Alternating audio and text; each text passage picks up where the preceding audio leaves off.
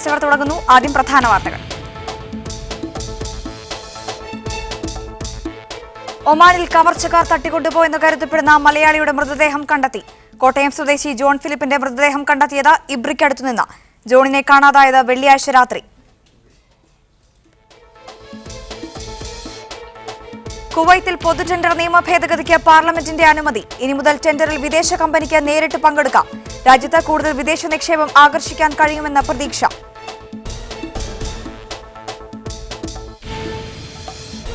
വാഹന ഇൻഷുറൻസ് കമ്പനികൾ ഡ്രൈവർമാരോട് കാണിക്കുന്ന വിവേചനം അനുവദിക്കില്ലെന്ന് UAE സാമ്പത്തിക മന്ത്രി. കമ്പനികൾ സുതാര്യത പുലർത്തണം, ഉപഭോക്താക്കളെ ഒരുപോലെ പരിഗണിക്കണം. വിവേചനമുണ്ടായാൽ ഇൻഷുറൻസ് അതോറിറ്റിയിൽ പരാതി നൽകാമെന്നും സുൽത്താൻ ബിൻ സയ്യിദ് അൽ മൻസൂറി. UAEയിൽ നിർബന്ധിത ഉച്ചവിശ്രമ നിയമം പ്രാബല്യത്തിൽ. പകൽ 12:30 മുതൽ 3 മണി വരെ വിശ്രമം. തൊഴിൽ നിയന്ത്രണം സെപ്റ്റംബർ 16 വരെ. തൊഴിലാളികൾക്കും കമ്പനികൾക്കുമുള്ള ബോധവൽക്കരണം തുടങ്ങി. നിയമലംഘനം നടത്തിയാൽ പിഴ. വിശദമായ വാർത്തകളിലേക്ക്. ഒമാനിൽ കവർച്ചക്കാർ തട്ടിക്കൊണ്ടുപോയെന്ന് കരുതപ്പെടുന്ന കോട്ടയം സ്വദേശി ജോൺ ഫിലിപ്പിന്റെ മൃതദേഹം ഇബ്രിക്കടുത്തുനിന്ന് കണ്ടെത്തി. ഇബ്രി തനാം റൂട്ടിൽ മസ്രൂക്കിയിലെ പുതിയ സൗദി റോഡിനോട് ചേർന്ന വിജനമായ മരുഭൂമിയിലാണ് മൃതദേഹം കണ്ടെത്തിയത്. കഴിഞ്ഞ 13 വർഷമായി ഒമാനിൽ ജോലി ചെയ്യുകയാണ് ജോൺ ഫിലിപ്പ്. സുനൈനയിലെ അൽമഹർ പെട്രോൾ പമ്പിലെ അക്കൗണ്ടന്റും മാനേജറുമായിരുന്നു ജോൺ. കഴിഞ്ഞ വെള്ളിയാഴ്ചയാണ് ജോണിനെ തട്ടിക്കൊണ്ടുപോയത്. കൂടുതൽ വിവരങ്ങളുമായി ഗൾഫ് മാധ്യമം പ്രതിനിധി റഫീഖ് മുഹമ്മദ്, കോട്ടയത്ത് നിന്നും ഞങ്ങളുടെ പ്രതിനിധി ആൽവിൻ തോമസ് എന്നിവർ ചേരുന്നു. ആദ്യം റഫീഖിലേക്ക്. റഫീഖ്, മൃതദേഹം എവിടെ നിന്നാണ് കണ്ടെത്തിയത്? കൂടുതൽ വിവരങ്ങൾ എന്തെങ്കിലും ലഭ്യമാണോ? ജോൺ ജോലി ചെയ്യുന്ന ഇബ്രി സുനൈനക്കടുത്ത് ഇബ്രി തനാം റൂട്ടിൽ മസ്രൂക്കി എന്ന ഗ്രാമത്തിലെ ഒരു വാദിയിലാണ് മൃതദേഹം കണ്ടെത്തിയത്. ഇന്നലെ വൈകുന്നേരം മുതൽ പോലീസ് വളരെ ഊർജിതമായി ഹെലികോപ്റ്ററുകളുടെയും മറ്റും സഹായത്തോടെ ഇന്നലെ വൈകുന്നേരം മുതൽ ഊർജിത തെരച്ചിൽ നടത്തി വരികയായിരുന്നു. ഇതിലാണ് മൃതദേഹം കണ്ടെത്തിയത് എന്നാണ് സൂചന. കൂടുതൽ വിവരങ്ങളൊന്നും അറിവായിട്ടില്ല. റഫീഖ്, കവർച്ച തന്നെയായിരുന്നു ലക്ഷ്യം. എന്താകാം കൊലപാതകത്തിലേക്ക് നയിച്ചത്? എന്താണ് പോലീസ് പറയുന്നത്? കവർച്ചക്കാർ തട്ടിക്കൊണ്ടുപോയതാണെന്ന് പോലീസ് ഉറപ്പിച്ചിട്ടുണ്ട്. ജോണിനെ അടുത്ത് പരിചയമുള്ള ആരോ ആണ് ഇതിന് പിന്നിലെന്നാണ് സംശയിക്കപ്പെടുന്നത്. ഹാർഡ് ഡിസ്ക് തകർത്തതും ജോണിനെ തട്ടിക്കൊണ്ടുപോയതും ഇതിലേക്ക് വിരചൂണ്ടുന്നതാണെന്നാണ് പോലീസ് പറയുന്നത്. എന്തെങ്കിലും വിവരങ്ങൾ ഇതുവരെ പോലീസിന് ലഭിച്ചിട്ടുണ്ടോ ഇതുമായി ബന്ധപ്പെട്ട? ഒപ്പം 2 പേർ ജോലി ചെയ്തിരുന്നു, അവരിൽ നിന്നും എന്തെങ്കിലും വിവരമോ? CCTV ഹാർഡ് ഡിസ്ക് ഉണ്ടായിരുന്നില്ല. മറ്റെന്തൊക്കെ വിവരങ്ങളാണ് ഇപ്പോൾ പോലീസിന്റെ പക്കലുള്ളത്? ഇതുവരെ പോലീസ് കൃത്യമായിട്ട് അന്വേഷണ വിവരങ്ങളൊന്നും പുറത്തുവിട്ടിട്ടില്ല. ജോണിന്റെ സഹപ്രവർത്തകനായിരുന്ന കൊല്ലം സ്വദേശി ബാബുവിനെ ചോദ്യം ചെയ്ത ശേഷം തിങ്കളാഴ്ച വൈകുന്നേരത്തോടെ വിട്ടയച്ചിരുന്നു. പോലീസ് ഇതുവരെ മറ്റു വിവരങ്ങളൊന്നും ആരോടും പങ്കുവച്ചിട്ടില്ല, ഒന്നും ലഭിച്ചിട്ടില്ല എന്നാണ് കരുതുന്നത്. ശരി, മൃതദേഹം ഇപ്പോൾ എവിടെയാണുള്ളത്? ഇനി എന്തൊക്കെയാണ് നടപടിക്രമങ്ങൾ? മൃതദേഹം മസ്കത്തിലെ പോലീസ് ഹോസ്പിറ്റലിലേക്ക് മാറ്റിയിട്ടുണ്ട്. ഇവിടെ വെച്ച് പോസ്റ്റ്മോർട്ടത്തിന് ശേഷം മാത്രമാവും മൃതദേഹം നാട്ടിലേക്ക് അയക്കുന്ന കാര്യങ്ങൾ തീരുമാനമാവുക. ശരി റഫീഖ്, കോട്ടയത്ത് നിന്നും ഞങ്ങളുടെ പ്രതിനിധി ആൽവിൻ തോമസ് കൂടി ചേരുന്നു. ആൽവിൻ, ദുഃഖകരമായ വാർത്തയാണ്. കഴിഞ്ഞ വെള്ളിയാഴ്ച ഒമാനിൽ നിന്നും തട്ടിക്കൊണ്ടുപോയ കോട്ടയം സ്വദേശിയെ മരിച്ച നിലയിൽ കണ്ടെത്തിയിരിക്കുന്നു. അവരുടെ കുടുംബം കോട്ടയം മണർകാട് സ്വദേശിയാണ് ജോൺ ഫിലിപ്പ്. കുടുംബത്തിന്റെ ഭാഗത്തു നിന്നും എന്തെങ്കിലും ഒരു പ്രതികരണം ഇപ്പോൾ ലഭ്യമാണോ ആൽവിൻ? അഞ്ജന, ഇത് സംബന്ധിച്ചുള്ള അറിവ് അല്പം മുമ്പാണ് അവർക്കും ലഭിച്ചത്.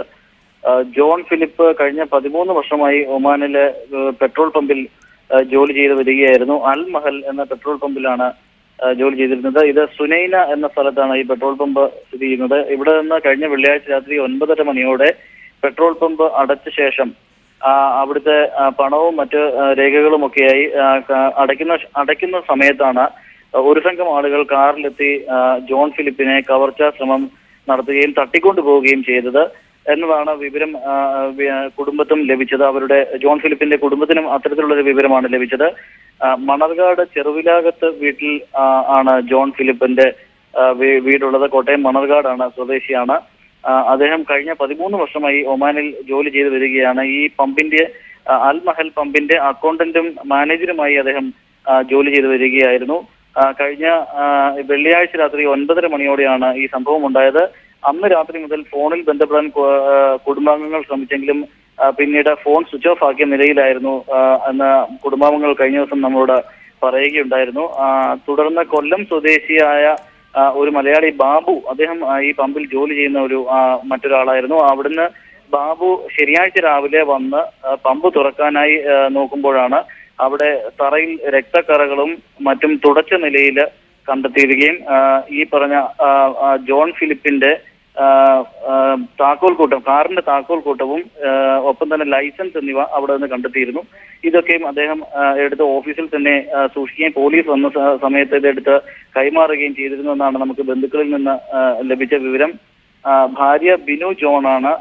അവർ കഴിഞ്ഞ ദിവസം മുഖ്യമന്ത്രി പിണറായി വിജയനും മുൻ മുഖ്യമന്ത്രി ഉമ്മൻചാണ്ടിക്കും ഇത് സംബന്ധിച്ച് ഈ വിഷയത്തിൽ ഇവിടെ ഇടപെടണമെന്ന് ആവശ്യപ്പെട്ട് ചില പരാതിയും നൽകിയിരുന്നു. അവർ അത് സംബന്ധിച്ചുള്ള പരാതികൾ കേന്ദ്ര സർക്കാരിന്റെ പക്കലേക്ക് വേണ്ട രീതിയിൽ കൈകാര്യം ചെയ്യണമെന്ന് ആവശ്യപ്പെട്ട് മുഖ്യമന്ത്രിയുടെ ഓഫീസ് ഇടപെടലും മുൻ മുഖ്യമന്ത്രിയുടെ ഉമ്മൻചാണ്ടിയുടെ ഓഫീസിൽ നിന്നുള്ള ഇടപെടലും ഒക്കെ ഉണ്ടായിരുന്നു.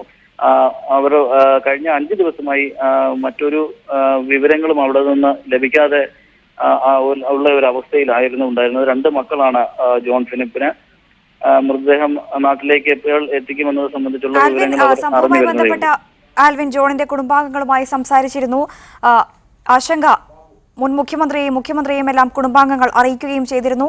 എന്താണ് സർക്കാരിൽ നിന്നും കുടുംബാംഗങ്ങൾക്ക് ലഭിച്ച ഒരു പ്രതികരണം? അവർ ഇതിനെപ്പറ്റി ആൽവിനോട് സംസാരിച്ചിരുന്നു. തീർച്ചയായും അവർ അതിൽ ഇടപെടുമെന്നുള്ള ഉറപ്പ് തന്നെയാണ് മുഖ്യമന്ത്രി നൽകിയിരുന്നതും. അദ്ദേഹത്തിന്റെ ഓഫീസിൽ നിന്ന് കേന്ദ്ര സർക്കാരിനുള്ള ഉദ്യോഗസ്ഥരുമായി ബന്ധപ്പെടുകയും അവരോട് ഇത് അറിയിക്കുകയും ചെയ്തിരുന്നുവെന്നും അതിനുള്ള നടപടികൾ സ്വീകരിക്കുന്നു എന്നതുമാണ് അവർക്ക് വീട്ടിൽ ബന്ധുക്കൾക്ക് വിവരം ലഭിച്ചത്. ഭാര്യയും 2 മക്കളും ഉൾപ്പെടെയുള്ളവരാണ് ചെന്ന് പരാതി പറയുകയുണ്ടായത്. അതുകൊണ്ട് തന്നെ അത്തരത്തിലൊരു നടപടി ഉണ്ടാകുമെന്ന് തന്നെയാണ് അവർക്ക് ഉറപ്പ് നൽകിയതും. ഉമ്മൻചാണ്ടി അദ്ദേഹം സ്ഥലം MLA കൂടിയാണ്. അദ്ദേഹത്തിനും ഇത്തരം പരാതി കൈമാറിയിരുന്നു. അദ്ദേഹവും സർക്കാരുമായി ബന്ധപ്പെട്ട ഈ കാര്യങ്ങളിൽ ഇടപെടണമെന്ന് ആവശ്യപ്പെട്ട് കത്ത് നൽകുകയും ചെയ്തു എന്നാണ് നമുക്ക് ബന്ധുക്കളിൽ നിന്ന് മനസ്സിലാക്കാൻ കഴിയുന്നത്. ഏതായാലും വലിയ ദാരുണമായ ഒരു സംഭവം തന്നെയാണ് അല്പസമയം മുമ്പ് ഒമാനിൽ നിന്ന് ലഭിച്ച വാർത്ത. ശരി, ഒമാനിൽ കവർച്ചക്കാർ തട്ടിക്കൊണ്ടുപോയെന്ന് കരുതപ്പെടുന്ന കോട്ടയം സ്വദേശി ജോൺ ഫിലിപ്പിന്റെ മൃതദേഹം ഇബ്രിക്കടുത്തു നിന്നും കണ്ടെത്തിയിരിക്കുന്നു. ഇബ്രി തനാം റൂട്ടിലെ വിജനമായ മരുഭൂമിയിൽ നിന്നുമാണ് മൃതദേഹം കണ്ടെത്തിയത്. കഴിഞ്ഞ 13 വർഷമായി ഒമാനിൽ ജോലി ചെയ്യുകയായിരുന്നു ജോൺ ഫിലിപ്പ്. കഴിഞ്ഞ വെള്ളിയാഴ്ചയാണ് സംഭവം നടക്കുന്നത്. സംഭവവുമായി ബന്ധപ്പെട്ട കൂടുതൽ വിവരങ്ങൾ, എന്താണ് കൊലപാതകത്തിലേക്ക് നയിച്ചത് തുടങ്ങിയ വിവരങ്ങളൊന്നും പോലീസ് പുറത്തുവിട്ടിട്ടില്ല. സംഭവത്തിൽ അന്വേഷണം പുരോഗമിക്കുകയാണ്. വിവരങ്ങൾ നൽകിയത് കോട്ടയത്ത് നിന്നും ഞങ്ങളുടെ പ്രതിനിധി ആൽവിൻ തോമസും ഗൾഫ് മാധ്യമ പ്രതിനിധി റഫീഖ് മുഹമ്മദുമാണ്. മറ്റു വാർത്തകളിലേക്ക്. കുവൈത്തിൽ പൊതുടെൻഡർ നിയമത്തിൽ ഭേദഗതി വരുത്തുന്നതിന് പാർലമെന്റ് അനുമതി നൽകി. ഭേദഗതി പ്രകാരം സർക്കാർ ടെൻഡറുകളിൽ വിദേശ കമ്പനികൾക്ക് നേരിട്ട് പങ്കെടുക്കാം. രാജ്യത്തേക്ക് കൂടുതൽ വിദേശ നിക്ഷേപം ആകർഷിക്കാൻ ഭേദഗതിയിലൂടെ സാധിക്കുമെന്നാണ് വിലയിരുത്തപ്പെടുന്നത്. സർക്കാർ ടെൻഡറുകളിൽ വിദേശ കമ്പനികൾക്ക് നേരിട്ട് പങ്കെടുക്കാൻ അനുമതി നൽകുന്നതടക്കമുള്ള സുപ്രധാന ഭേദഗതികൾക്കാണ് കഴിഞ്ഞ ദിവസം ചേർന്ന നാഷണൽ അസംബ്ലി അംഗീകാരം നൽകിയത്. നിലവിലെ പൊതു ടെൻഡർ നിയമപ്രകാരം സർക്കാർ ടെൻഡറുകളിൽ പങ്കെടുക്കാൻ വിദേശ കമ്പനികൾക്ക് പരിമിതമായ അനുമതിയാണുള്ളത്.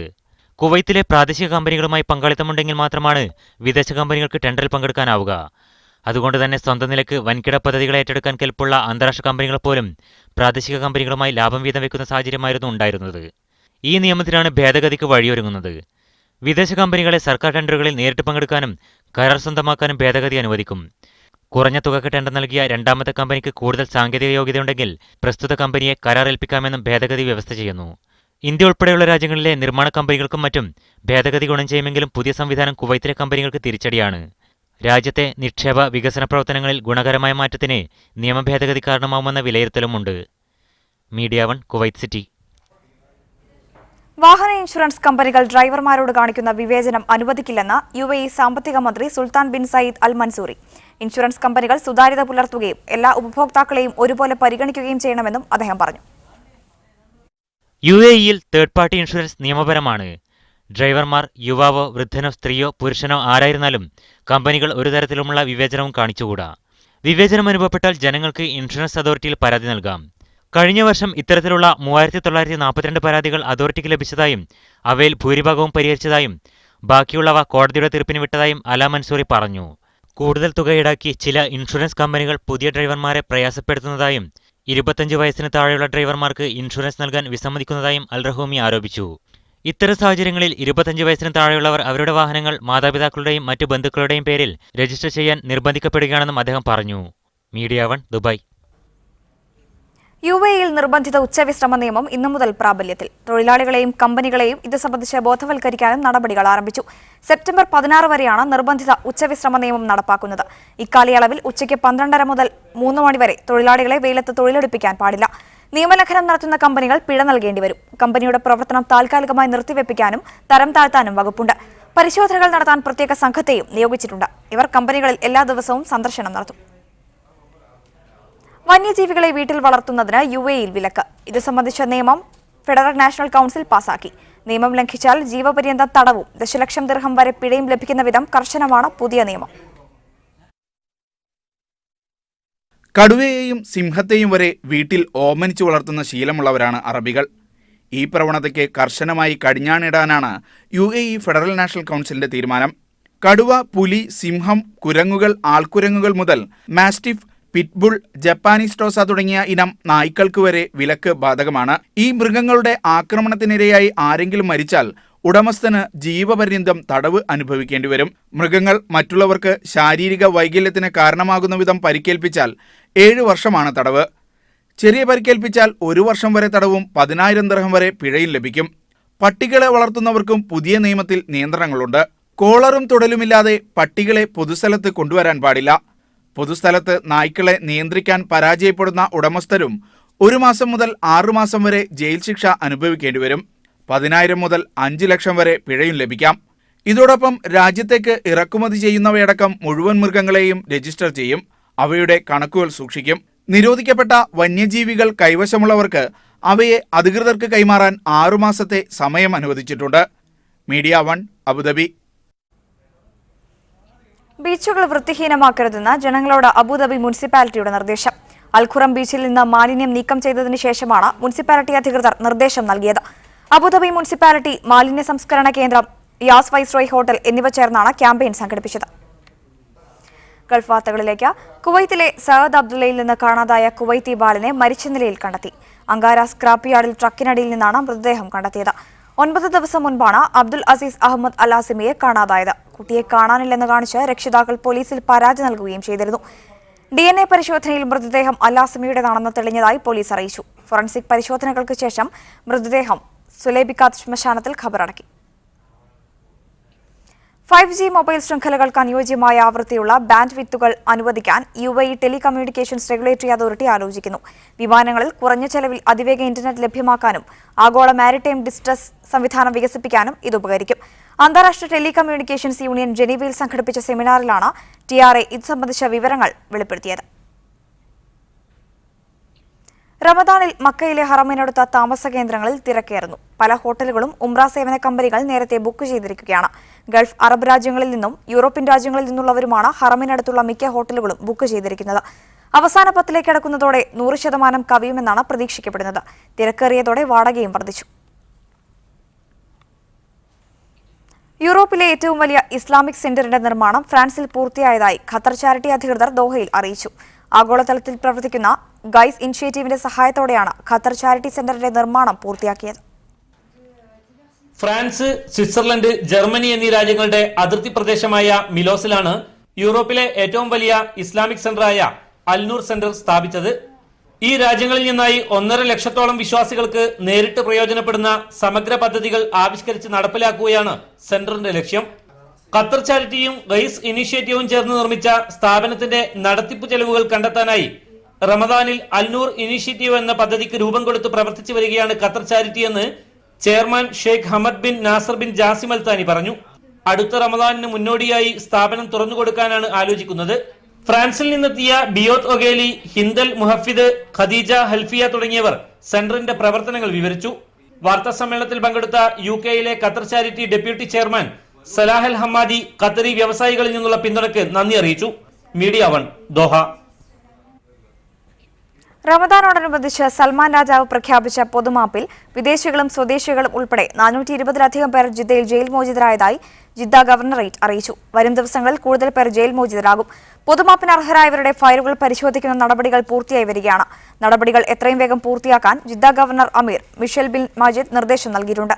പൊതുമാപ്പിന് അർഹരായവരുടെ മുഴുവൻ ഫയലുകളും പരിശോധിക്കുമെന്നും ജിദ്ദ ഗവർണറേറ്റ് അറിയിച്ചു. സമസ്ത കേരള ജമിയത്തുൽ ഉലമ ജനറൽ സെക്രട്ടറി കെ ആലിക്കുട്ടി മുസ്ലിയാർക്ക് റിയാദിൽ സ്വീകരണം നൽകി. സമസ്ത കേരള ഇസ്ലാമിക് സെന്റർ ഒരുക്കിയ സ്വീകരണ യോഗം KMCC Saudi general secretary Ashraf Vengatt ഉദ്ഘാടനം ചെയ്തു. അബൂബക്കർ ഫൈസി അധ്യക്ഷത വഹിച്ചു. Modern school principal Muhammad Hanif, Alavikutty Olavattur, Nasar Karanthur, Hameed Vanimel തുടങ്ങിയവർ സംസാരിച്ചു. അന്താരാഷ്ട്ര രക്തദാന ദിനത്തിൽ കുവൈത്ത് സെന്റ് സ്റ്റീഫൻസ് യുവജന പ്രസ്ഥാനം രക്തദാന ക്യാമ്പ് സംഘടിപ്പിച്ചു. ഇടവക വികാരി റവറന്റ് ഫാദർ സഞ്ജു ജോണിന്റെ നേതൃത്വത്തിൽ നിരവധി യുവാക്കൾ ജാബ്രിയ കേന്ദ്ര ബ്ലഡ് ബാങ്കിൽ രക്തദാനത്തിന് സന്നദ്ധരായി എത്തി. വ്രതശുദ്ധിയുടെ നാളുകൾ. സ്വയംവര സിൽക്സ് വ്രതശുദ്ധിയുടെ നാളുകൾ. ബ്രോട്ട് യു ബൈ സ്വയംവര സിൽക്സ്. വ്യത്യസ്ത വലിപ്പത്തിലുള്ള മുസ്ഹഫുകളുടെ ശേഖരം തന്നെ മലപ്പുറം മങ്കടയിലുണ്ട്. മങ്കട സ്വദേശി ഉമ്മർ തയ്യിലാണ് ഈ അപൂർവ ശേഖരത്തിന്റെ ഉടമ. ഭാര്യ പിതാവാണ് ആദ്യത്തെ ചെറിയ മുസ്ഹഫ് സമ്മാനിച്ചത്. ഷാർജ ബുക്ക് ഫെസ്റ്റിൽ വെച്ച് ലോകത്തിലെ ഏറ്റവും ചെറിയ മുസ്ഹഫ് കണ്ടപ്പോൾ അതും സ്വന്തമാക്കി. ആ കോപ്പി കിട്ടാൻ വേണ്ടി അവർ പല വഴിക്ക് നോക്കിയിട്ടും അവർ ആ കോപ്പി തന്നില്ല. കാരണം അവരുടെ കയ്യിൽ ഒറ്റ കോപ്പി മാത്രമേ. അവസാനം ഞാൻ മഞ്ഞളാങ്കുഴി അലിയോട് സ്വാധീനിച്ച് അദ്ദേഹത്തിൻ്റെ സ്പോൺസറുമായി ബന്ധപ്പെട്ട് അവർ ഒഴിവാക്കിയ ഒരു ഖുറാൻ്റെ കോപ്പി. പക്ഷേ അതിന് വേറെ അല്ല, 30 ജ്യൂസ് ഖുറാനും വളരെ ക്ലിയറായിട്ട് അതിലുണ്ട്. ലോകത്തിലെ ഏറ്റവും ചെറിയ മുസ്ഹഫിന്റെ 2 കോപ്പികളിൽ ഒന്ന് തന്റെ കൈവശമാണെന്ന് ഇദ്ദേഹം അവകാശപ്പെടുന്നു. ലെൻസ് വെച്ചാണ് ഇത് പാരായണം ചെയ്യുന്നത്.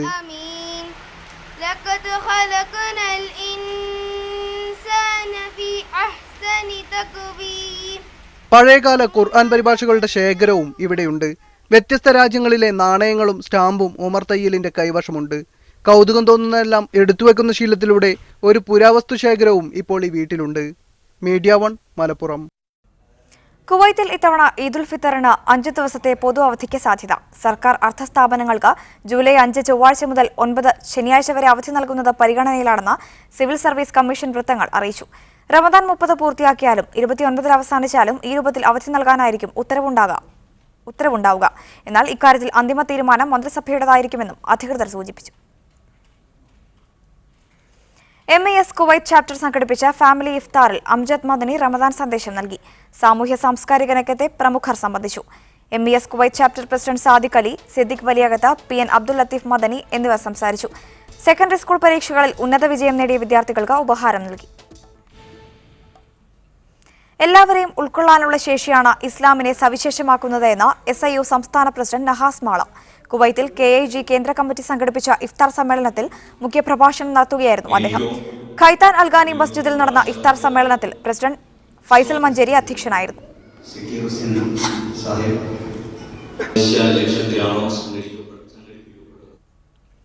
ദുബായ് അന്താരാഷ്ട്ര ഹോളി ഖുറാൻ പരിപാടികളുടെ ഭാഗമായി വെള്ളിയാഴ്ച SYS സംസ്ഥാന സെക്രട്ടറിയും മർക്കസ് ഡയറക്ടറുമായ ഡോക്ടർ AP അബ്ദുൽ ഫക്കീം അസരി പ്രസംഗിക്കുമെന്ന് സംഘാടകർ അറിയിച്ചു.